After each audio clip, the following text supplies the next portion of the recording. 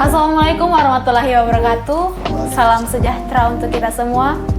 Halo semuanya, selamat datang di Podsman Podcast Manajemen, ruang bincang kita yang mengangkat berbagai isu penting oleh Himpunan Manajemen FEB UNM periode 2025-2026. Perkenalkan, saya Misal Zalianti Tandirimbong yang bakal nemenin kalian selama beberapa menit ke depan dalam obrolan yang mestinya insightful banget. Nah, hari ini kita bakal bahas topik yang cukup krusial, yaitu pendidikan inklusif. Nah, biasanya kita mikir nih, pendidikan inklusif itu hanya sebatas ruang kelas yang ramah disabilitas. Padahal banyak banget aspek-aspek yang nggak kelihatan, tapi justru jadi penentu apakah sistem itu benar-benar inklusif atau tidak. Dan tentunya saya nggak sendirian, sudah hadir bersama kita seorang narasumber yang punya pengalaman luas dan wawasan mendalam soal pendidikan inklusif. Ya, langsung saja kita sambut Kakanda Muhammad Naufal Afif Basri, SM, dari Demisioner Menteri Pendidikan dan Kebudayaan BEM UNM periode 2024-2025. Ya, halo Kak Naufal, apa kabar? Baik saja. Ya, terima kasih sudah menyempatkan hadir di tengah kesibukannya, Kak. Ya, mungkin sebelum kita masuk ke topik, boleh dong perkenalan diri dulu singkat ke teman-teman pendengar. Ya, perkenalkan, nama saya Naufal Afif Basri. Untuk saat ini juga setelah selesai dalam bina kampus dan kegiatan sehari-harinya, ya masih nganggur juga kita hari ini. Iya. Ya, itu perkenalan singkat dari narasumber kita pada hari ini. Ya. Kita mulai dari hal yang paling dasar dulu deh, Kak. Biasanya nih, Kak, banyak sekali orang yang bertanya, emang kenapa sih pendidikan inklusif itu penting di kampus? Mungkin bisa kita bagi cerita dari pengalamannya Kakak, kira-kira apa tantangan yang paling nyata yang Kakak temui di lapangan, utamanya khususnya di kampus kita, di perguruan tingginya kita? Ya, terima kasih moderator, bahwa hari ini kita membahas bagaimana pendidikan inklusif itu. Sepanjang pengalaman juga pernah di BEM Universitas, bahwa saja dorongan-dorongan untuk dulu BEM bagaimana ingin mewujudkan pendidikan yang baik itu susah juga, karena satu, minim kesadaran dari para pemimpin-pemimpin kampus. Tetapi perlu juga kita ketahui bahwa sepertinya tidak ada pemimpin yang ada di perguruan tinggi yang tidak ingin melihat kampusnya maju. Itu dulu. Nah, bahwa hari ini memang masih sulit untuk mewujudkan itu. Bagaimana sarana dan lain-lain, mutu penjaminan pendidikan, nah itu masih jauh dari kata sempurna. Tapi ya namanya kampus bagaimanapun harus terus bergerak. Mau dia lagi down kah, mau dia lagi kurang dalam penjaminan mutu, bahkan tidak mencapai cita-cita pendidikan, itu harus terus berjalan. Karena dengan perjalanan kampus yang terus ingin berbenah akan mencapai tujuan akhirnya. Ya, walaupun dalam dunia pendidikan menempuh ilmu pendidikan di perguruan tinggi itu sebenarnya mewujudkan pendidikan yang baik itu tidak ada ujungnya pasti. Tapi minimal kita ada batas-batas pencapaian dulu, target-target kita. Bahwa dulu pendidikan itu susah untuk didorong bagaimana bisa inklusif. Sampai selesai juga pun saya berdemisioner dari BEM UNM, itu masih susah dan belum tercapai juga pada periode saya. Tetapi ya itu tadi, kembali kampus itu harus terus bergerak. Bagaimanapun harusnya para pemimpin kampus, pengambil-pengambil kebijakan itu harus melakukan perubahan. Nah, itu dulu yang menjadi dasar kita hari ini. Nah, menarik ya, Kak. Ya. Tapi kita heran nih, Kak. Biasanya masalah-masalah seperti ini setiap tahunnya atau bahkan setiap saat itu berulang-ulang terus. Kalau menurut Kakak sebenarnya apa sih akar permasalahannya? Apakah memang belum ada perhatian serius untuk masalah ini, atau sebenarnya ada hal lagi yang perlu kita tahu dari hal itu, Kak? Hari ini sebenarnya pendidikan dalam segi anggaran itu sudah ada. Ya. Kalau selama ini kita selalu mengkampanyekan 20% APBN untuk dana pendidikan, itu sebenarnya sudah ada. Tapi hari ini yang menjadi masalah, dana pendidikan itu dibagi. Nah, harusnya kan dana pendidikan perguruan tinggi 20% itu masuk ke dalam dunia pendidikan seperti perguruan tinggi dan lain-lainnya.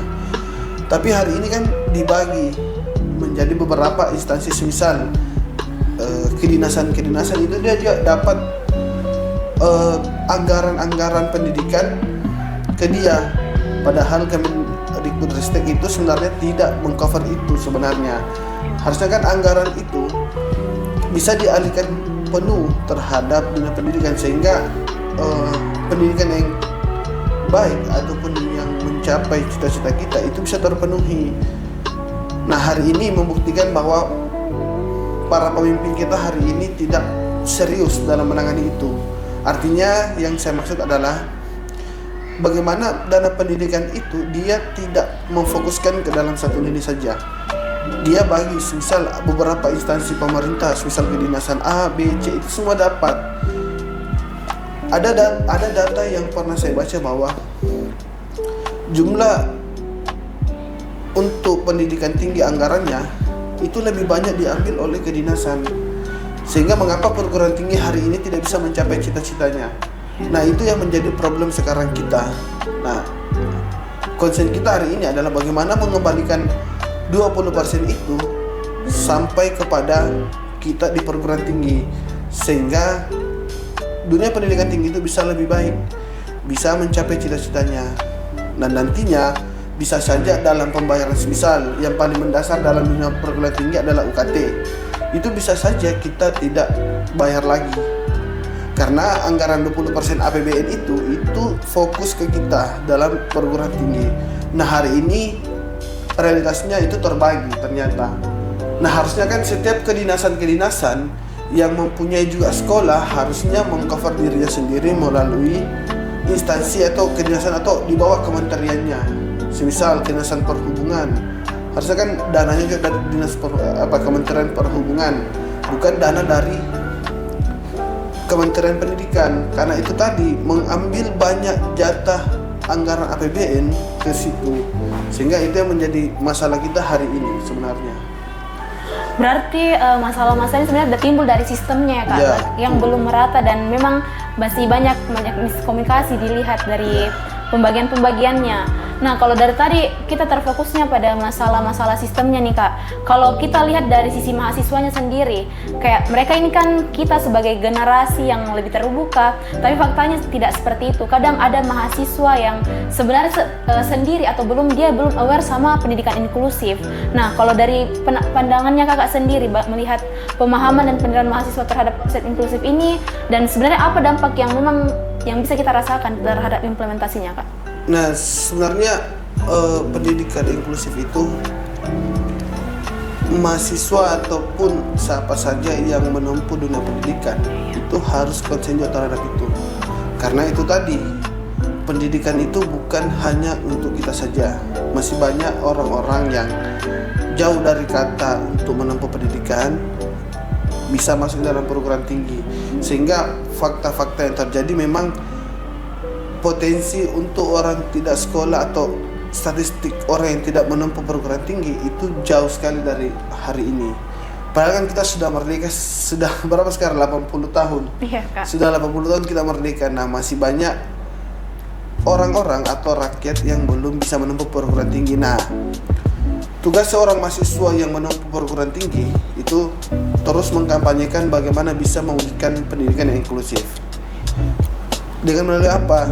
Satu contoh, tergabung dalam suatu bentuk organisasi, mau itu internal, mau eksternal, itu tidak ada menjadi problem. Yang jelas, setiap organisasi pasti mempunyai tujuan dan targetannya masing-masing, dan tidak ada organisasi yang punya tujuan yang buruk. Semua pasti bagus. Hanya saja ada yang di dalam mungkin agak nakal-nakal dikit, yang menjadi biasa faktor organisasi itu dianggap buruk. Tapi ya hari ini memang mahasiswa, bahkan pun bukan mahasiswa organisasi, secara individual itu juga harus menyadarkan diri. Karena ya itu tadi, dulu kita diajarkan pas maba, yang maha itu hanya di atas sama mahasiswa. Nah, itu artinya ada tanggung jawab moral yang harus kita tanggung. Sesama makhluk hidup, bukankah kita harusnya saling membantu untuk bagaimana pendidikan itu bisa lebih maju? Nah, itu yang secara individualnya. Sekarang juga kita sudah mudah untuk membuat satu gerakan. Ada namanya sekarang media sosial. Kita flashback ke belakang, beberapa gerakan-gerakan nasional itu melalui semua media sosial saja dulu awal, misal Instagram, Twitter, hanya saja hashtag sehingga bisa menimbulkan gerakan-gerakan nasional yang besar. Nah itu artinya bukan hanya organisasi yang bisa menjadi penopang untuk membuat suatu gerakan, bahwa saja secara individual kita bisa, misalnya SG saja status di Instagram. Nah itu kan memprovokasi bagaimana kita bisa buat gerakan, bahwa hari ini rakyat sudah nggak mudah lagi ya dibohong-bohongi, nggak mudah lagi dibodoh-bodohi. Artinya kita semakin ada kemajuan, bahwa ada keresahan yang hari ini timbul. Sama seperti kemarin gerakan yang terjadi, bahwa siapa kemarin yang bisa tahu bahwa gerakan nasional yang besar itu bisa sampai separah itu. Artinya gerakan itu kemarin organik, yang dimana ada pengumpulan keresahan-keresahan yang hari ini akhirnya dibuatlah seperti itu. Itu mungkin contohnya. Nah bahwa untuk pendidikan hari ini kita masih kurang konsen dalam gerakan-gerakan, karena itu tadi minim data yang diketahui, kurangnya kesadaran secara individual, organisasi juga kurang fokus terkait itu. Nah itu yang perlu kita benahi supaya pendidikan inklusif itu bisa kita capai. Berarti itu ya harusnya dari pandangan kakak sendiri, yang dimana itu sebenarnya mungkin tantangan yang paling sering kakak lihat ataupun mungkin kita semua sadari di sini. Nah biasanya kak, kalau dari hal ini biasanya ada hal yang biasanya hanya diabaikan atau dilewatkan. Ini terkait bagaimana perasaan dan hubungan sosial. Kadang hambatan biasanya kan datang bukan hanya dari karena sistem, tapi ada juga dari bagaimana lingkungan itu ada. Nah, bagaimana sebenarnya tantangan sosial dan emosional seperti potensi perundungan atau kesulitan berinteraksi mempengaruhi sebenarnya keberhasilan pendidikan inklusif ini, Kak? Mungkin pernah kita lihat manifestasi nyatanya, Kak? Ya, sebenarnya hari ini yang paling harus berperan besar adalah organisasi. Bagaimana mampu membuat satu lingkungan yang positif. Misal dalam dunia kampus itu kan berbeda-beda kita semua di dalam. Nah, itulah gunanya ada organisasi untuk membuat satu lingkungan yang positif, sehingga tidak ada lagi perundungan-perundungan yang belakangan ini sering terjadi. Masa kita harus menunggu ada kasus dulu baru kita mau berubah. Nah, harusnya kan kita sebagai pengurus organisasi itu mampu membuat lingkungan seperti itu. Misal ada kampanye-kampanye di media, kampanye dalam kampus untuk bagaimana bisa mewujudkan pendidikan inklusif itu. Nah itu sekarang yang terjadi, apalagi belakangan ini kita selalu diterpa isu-isu di tingkatan universitas pendidikan tinggi khususnya, itu terjadi yang begitu-begitu. Makanya peran organisasi dan pemimpin-pemimpin kampus itu mampu membuat satu perubahan yang nyata, misal membuat satuan tugas kah, atau kolaborasi dengan beberapa organisasi yang besar di khususnya internal kampus, sehingga tidak ada lagi problem atau masalah yang muncul atau isu yang terjadi lagi. Ya, berarti dari sini bisa kita tarik kesimpulan kalau sebenarnya peran organisasi atau peran lembaga kemahasiswaan itu sangat-sangat berperan besar dalam hal ini. Tapi biasanya Kak, walaupun kita punya niat baik nih dari peran lembaga kemahasiswaan, tapi kita tetap butuh kolaborasi dengan mungkin dari pimpinan kampusnya kita. Tapi biasanya ada tantangan itu dalamnya kan. Nah, kalau dari kakak sendiri sebenarnya apa sih tantangan sehingga menghambat ini kolaborasi antara lembaga mahasiswa dengan kampus, Kak? Ya, untuk sekarang kita melihat realitas bawah, semua organisasi itu ingin mengambil peran. Nah, sehingga itu yang menjadi problem. Ketika gerakan itu berhasil atau kampanye itu berhasil, semua ingin mengklaim. Nah, itu yang terjadi biasanya. Iya. Saya melihat dulu beberapa terjadi masalah begitu. Sehingga harus ada pemahaman yang setara dulu. Misal organisasi A dan B itu setara pemikirannya, bahwa ini bukan soal kepentingan organisasi, ini soal bagaimana kita menyatukan pendapat untuk mengkampanyekan sesuatu pendidikan inklusif. Nah itu dulu supaya muncul gerakan-gerakan lainnya, sehingga beberapa organisasi lain mulai tersadarkan secara individual, dia orang mulai tersadarkan Sehingga gerakan-gerakan itu atau kampanye itu, pendidikan inklusif itu mampu merubah satu sistem. Nah sekarang kan rata-rata saya lihat organisasi semua ingin menunjukkan eksistensi lembaganya, tapi tidak bakalan memulai kalau ada yang mulai duluan. Kalau ada yang sudah mulai, saya tidak usah milih yang lain lagi. Nah itu yang menjadi masalah. Padahal kan kolaborasi beberapa antar lembaga itu mampu membuat suatu gerakan atau bisa saja merubah sistem-sistem yang ada dalam dunia kampus, sehingga cita-cita yang diharapkan kita, pendidikan yang inklusif, itu mampu kita capai dengan bagaimana kolaborasi antar lembaga. Dan biasanya juga yang menjadi faktor keterlambatan kita berkolaborasi adalah bahwa organisasi yang besar kadang tidak mau gabung dengan organisasi yang kecil. Misal tingkatan lebih tingginya dengan jurusan dia tidak mau gabung karena itu tadi dia merasa bahwa saya mampu menyelesaikan atau mengkampanyekan pendidikan inklusif. Nah itu kan sebenarnya kita butuh gerakan yang lebih besar. Bagaimanapun lembaga itu harus mampu menyatukan pendapatnya sesama organisasi, karena tujuan organisasi dibentuk yaitu tadi bukan sekedar pembentukan individual kita di dalam, tapi ada perubahan atau gerakan yang dilakukan di dalam melalui dengan kampanye-kampanye pendidikan inklusif, sehingga kita mampu membuat atau melakukan perubahan yang lebih baik. Ya, berarti sebenarnya setiap lembaga kemahasiswaan ini sebenarnya sudah punya niat baik bagaimana dia mau mengambil peran besar dalam pendidikan inklusif ini. Cuman lagi dan lagi kembali lagi ke sistem. Lagi dan lagi ada sistem yang membatasi. Misalnya kita tahu dari sisi kebijakan kampus atau sistem birokrasi sendiri.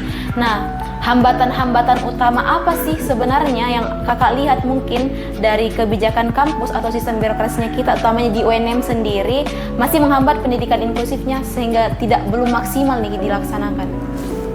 Ya, sebenarnya itu tadi kembali bahwa tidak ada pemimpin dalam perguruan tinggi yang tidak mempunyai tujuan yang lebih baik. Karena bagaimanapun orang yang pernah menempuh pendidikan tinggi ini menurut secara pribadi bahwa ada kesadaran moral dan tanggung jawabnya.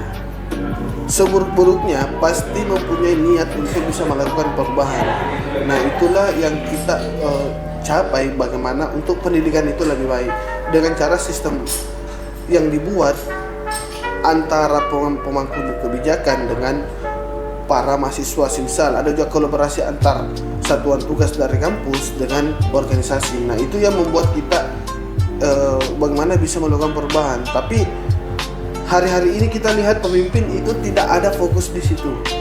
Hanya saja fokus dalam, misal saya biasa agak muat agak resah juga lihat kasus-kasus yang ada di kampus. Hanya itu saja berputar.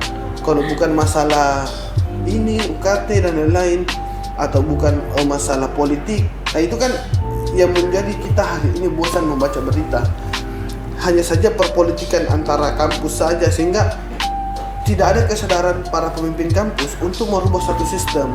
Harusnya kan semisal bagaimana bisa mewujudkan pendidikan yang inklusif. Nah itu kan kita ambil semua stakeholder, siapa yang dari organisasi, dari eksternal siapa, dari internal kampus siapa. Nah itulah kita berunding bagaimana caranya pendidikan ini yang inklusif itu bisa kita capai. Nah sehingga sistem itu bisa dirubah, sehingga ada capaian-capaian baru kampus. Nah hari-hari yang kita lihat hanya masalah pimpinan saja yang selalu keluar di berita adalah masalah tentang kampus. Nah itu juga membuat kadang-kadang kita resah juga terhadap para pemimpin kampus, karena kita ada rasa tidak percaya untuk melakukan perubahan oleh pimpinan kampus, karena secara pribadi dia saja masih sering terkena masalah-masalah. Apalagi sistem politik-politik yang ada dalam kampus itu sangat kompleks saya lihat, sehingga harusnya ada perubahan sistematis yang harus dirubah sehingga pendidikan yang lebih baik itu bisa dicapai. Itu mungkin. Oh, nah dari tadi setelah kita bahas dari awal sampai sekarang, yang bisa kita tangkap ini sebenarnya banyak sekali tantangan-tantangan dalam pendidikan inklusif, mulai dari sistemnya, mulai dari lingkungan sosial, mulai dari lingkungan paling dekatnya juga, dukungan emosional dan sebagainya. Nah, Tapi pasti selain kita mau dengar tantangan apa saja yang ada, teman-teman pendengar juga pasti sebenarnya penasaran solusi apa sebenarnya yang paling tepat atau strategi seperti apa yang paling menjanjikan nih untuk mengatasi hambatan-hambatan yang ada, Kak. Ya, kalau saya secara pribadi satu bahwa harus ada kesadaran secara individual dulu. Iya. Kalau itu sudah ada, bahwa kita pun juga tergabung dalam organisasi, kitalah yang paling pertama untuk bisa sadarkan bagaimana mencapai pendidikan inklusif. Semisal kalau kita dalam organisasi, kitalah yang buat organisasi ini bisa lebih bergerak bagaimana untuk mencapai pendidikan inklusif dengan cara mencari semua problem yang ada sehingga solusi yang ada. Karena untuk merubah sistem itu tidak bisa sebenarnya sendiri, pasti berat. Makanya kita butuh semisal organisasi untuk bagaimana mengumpulkan ide yang ada dalam suatu organisasi. Misal kita lakukan rapat bahas tentang ini, kajian untuk bisa merubah pendidikan ini bisa lebih inklusif lagi. Nah itu dulu untuk dalam sistem organisasi. Terus kalau dalam sistem lebih tingginya, misal pemangku kebijakan kampus, harus juga mempunyai kesadaran bahwa pendidikan itu harus dirubah. Artinya dirubah dalam artian untuk lebih baik. Nah hari ini itu juga berat juga, saya lihat pimpinan jarang-jarang dia berpikir terkait itu. Makanya kalau kita mau solusinya bahwa harus ada pimpinan kampus yang menjadi orang melakukan perubahan dengan cara itu tadi yang saya bilang, bahwa harus kolaborasi antara pengambil kebijakan, mahasiswa, organisasi untuk bagaimana caranya mewujudkan pendidikan yang inklusif. Itu mungkin. Nah, berarti sebenarnya dari tadi sudah disebutkan seperti kajian-kajian dalam peran lembaga kemahasiswaan, sebenarnya itu lebih ke arah edukasi ya Kak. Edukasi sebenarnya apalagi untuk bangun sebenarnya empati dan kesadaran diri, utamanya untuk individual. Nah, kalau kita mau ambil langkah-langkah kolektif seperti apa sebenarnya menurut Kakak yang bisa kita tingkatkan lagi untuk pemberian edukasi atau pemahaman soal pendidikan inklusif untuk setiap individual yang sebenarnya mereka itu terlibat secara tidak langsung juga, Kak? Boleh kita satu lakukan semisal kajian-kajian yang dibentuk oleh suatu organisasi. Bagaimana bisa memahamkan apa yang terjadi dalam dunia pendidikan.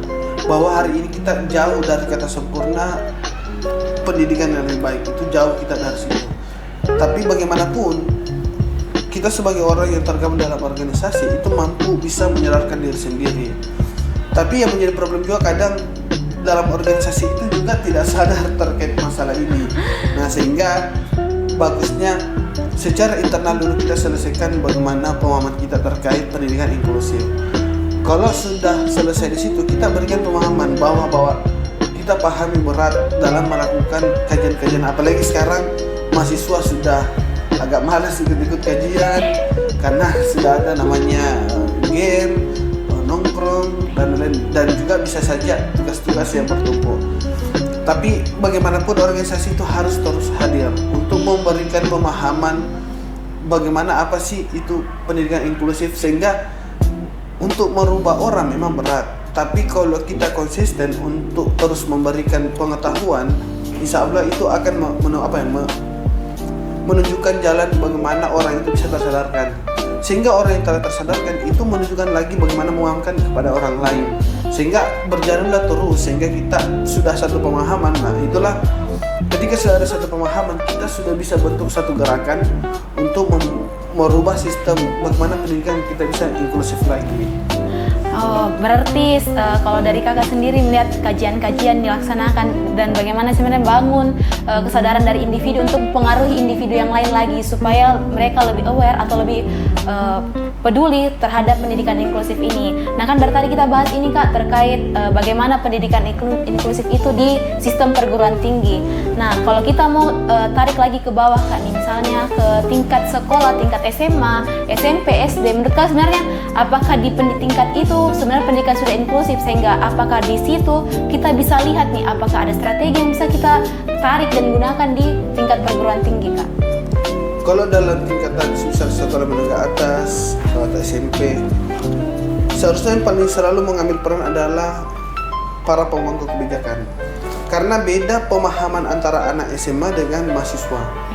Kadang-kadang mahasiswa kita mau tidak mau, suka tidak suka harus terus untuk berpikir, harus terus bergerak. Beda dengan anak SMA, apalagi di usia-usia yang menuju dewasa, itu masih emosionalnya belum bisa dijaga.